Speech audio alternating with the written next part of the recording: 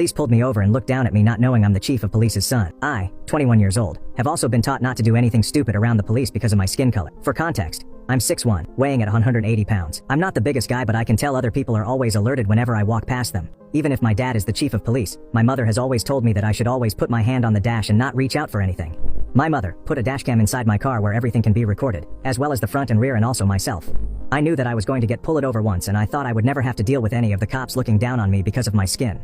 Until recently, when I went out one morning and decided to go get gas from the gas station. I drove out and passed by a cop that was parked near the side of the road. I'm a slow driver and never really enjoyed going fast, so I knew that if he pulled me over, I wouldn't have gotten pulled over for speeding. I had all my windows down as well because it was hot and I enjoyed the wind going on my face while driving, so they know that I wasn't doing anything illegal. Random thoughts started going in my head and I started overthinking. They followed me for 10 minutes. Every corner I turned, they would turn. Every street I went into, they also went into. I started to freak out and tried calming myself down until they finally had their lights on. When I pulled over, I grabbed my wallet, insurance, and registration inside my cubby and immediately put all of it on top of my dash before the cop would come. By the time the cop was near my window, I had already had both hands on my steering wheel. I tried greeting the officer by telling him, "Good morning, officer," but he cut me off and just told me, "License and registration, please." He had a serious look and I told him that all of my documents is right here as I pointed at my dash. I then asked why I was getting pulled over and he told me that I was swerving in the road aggressively. I told him that I must have been nervous because you were following me.